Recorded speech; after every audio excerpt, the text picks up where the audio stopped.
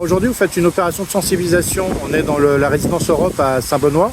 On voit derrière nous qu'il y a beaucoup de carcasses de voitures, d'épaves qui sont présentes.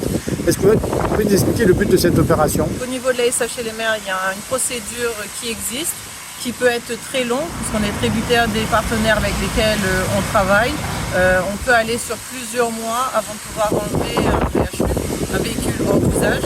Et ensuite, c'est parler du partenariat et des procédures aussi qui existent au niveau de la CIRES, qui, à titre gratuit, peut enlever le véhicule si vous êtes toujours détenteur de la carte grise à votre nom. Et pourquoi les enlèvements ne sont pas faits encore aujourd'hui? Là, on parle d'une trentaine d'épaves rien que sur cette résidence. Pourquoi elles sont encore là, ces voitures? On a fait les demandes d'identification au niveau des propriétaires. On a reçu du coup des informations.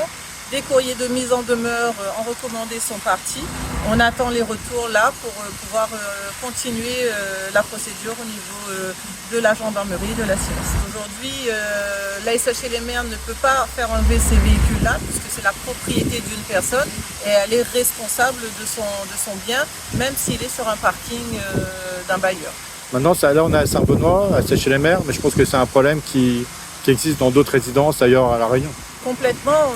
Nous, on gère 3800 logements sur le secteur Est et sur la plupart de nos résidences, on est confronté à cette problématique-là qui d'autant plus devient conflictuelle par rapport au stationnement.